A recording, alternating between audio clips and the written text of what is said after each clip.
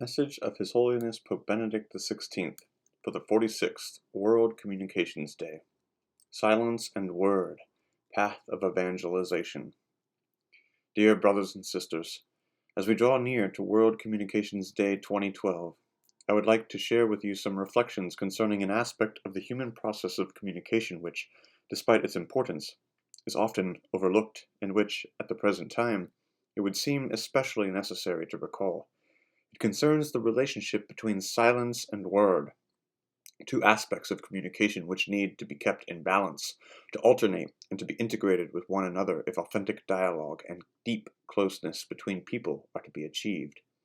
When word and silence become mutually exclusive, communication breaks down, either because it gives rise to confusion or because, on the contrary, it creates an atmosphere of coldness. When they complement one another, however, communication acquires value and meaning. Silence is an integral element of communication. In its absence, words rich in content cannot exist. In silence, we are better able to listen to and understand ourselves. Ideas come to birth and acquire depth.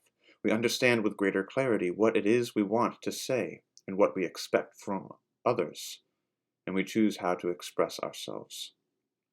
By remaining silent, we allow the other person to speak, to express him or herself, and we avoid being tied simply to our own words and ideas without them being adequately tested. In this way, space is created for mutual listening, and deeper human relationships become possible. It is often in silence, for example, that we observe the most authentic communication taking place between people who are in love. Gestures, facial expressions, and body language are signs by which they reveal themselves to each other. Joy, anxiety, and suffering can all be communicated in silence. Indeed, it provides them with a particularly powerful mode of expression. Silence then gives rise to even more active communication, requiring sensitivity and a capacity to listen that often makes manifest the true measure and nature of the relationships involved.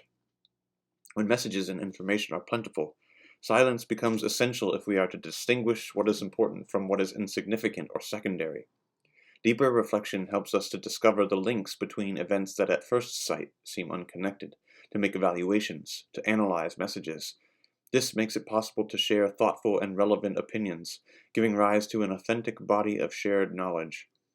For this to happen, it is necessary to develop an appropriate environment, a kind of ecosystem that maintains a just equilibrium between silence, words, images, and sound.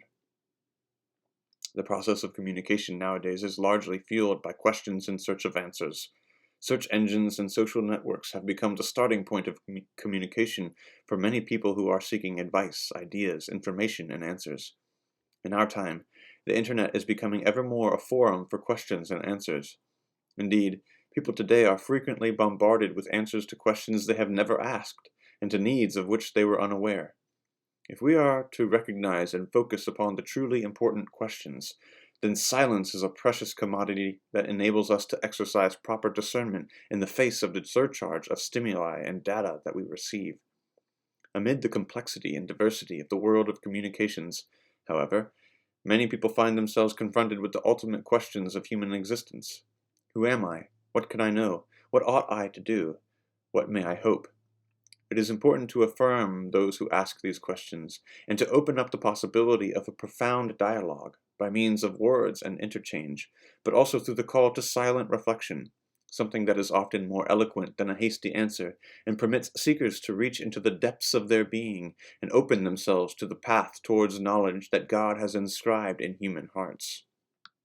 Ultimately, this constant flow of questions demonstrates the restlessness of human beings, ceaselessly searching for truths of greater or lesser import that can offer meaning and hope to their lives.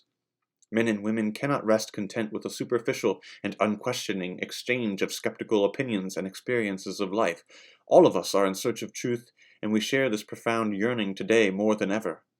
When people exchange information, they are already sharing themselves, their view of the world, their hopes, their ideals.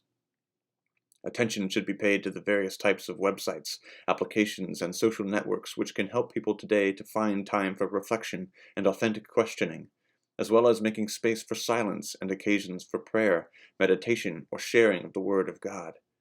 In concise phrases, often no longer than a verse from the Bible. Profound thoughts can be communicated, as long as those taking part in the conversation do not neglect to cultivate their own inner lives.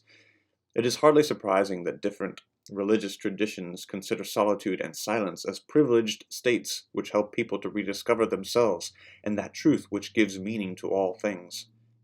The God of biblical revelation speaks also without words. As the cross of Christ demonstrates, God also speaks by his silence. The silence of God, the experience of the distance of the Almighty Father, is a decisive stage in the earthly journey of the Son of God, the incarnate Word.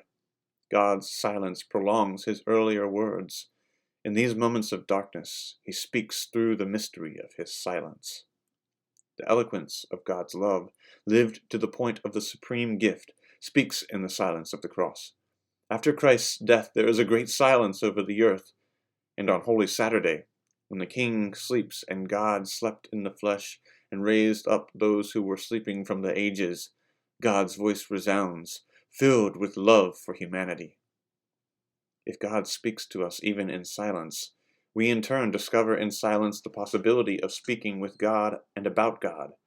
We need that silence which becomes contemplation, which introduces us into God's silence and brings us to the point where the Word, the redeeming Word, is born. In speaking of God's grandeur, our language will always prove inadequate and must make space for silent contemplation. Out of such contemplation springs forth, with all its inner power, the urgent sense of mission, the compelling obligation to communicate that which we have seen and heard, so that all may be in communion with God. Silent contemplation immerses us in the source of that love who directs us towards our neighbors so that we may feel their suffering and offer them the light of Christ, his message of life, and his saving gift of the fullness of love. In silent contemplation, then, the eternal Word, through whom the world was created, becomes ever more powerfully present, and we become aware of the plan of salvation that God is accomplishing throughout our history by word and deed. As the Second Vatican Council reminds us, divine revelation is fulfilled by deeds and words having an inner unity. The deeds wrought by God in the history of salvation manifest and confirm the teaching and realities signified by the words, while the words proclaim the deeds and clarify the mystery contained in them. This plan of salvation culminates in the person of Jesus of Nazareth, the mediator and the fullness of all revelation. He has made known to us the true face of God the Father, and by his cross and resurrection has brought us from the slavery of sin and death to the freedom of the children of God. The fundamental question of the meaning of human existence finds in the mystery of Christ an answer capable of bringing peace to the restless human heart. The Church's mission springs from this mystery, and it is this mystery which impels Christians to become heralds of hope and salvation, witnesses of that love which promotes human dignity and builds justice and peace. Word and silence. Learning to communicate is learning to listen and contemplate as well as speak. This is especially important for those engaged in the task of evangelization. Both silence and word are essential elements, integral to the Church's work of communication for the sake of a renewed proclamation of Christ in today's world. To Mary, whose silence listens to the word and causes it to blossom, I entrust all the work of evangelization which the Church undertakes through the means of social communication. From the Vatican, 24th of January, 2012, Feast of St. Francis de Sales.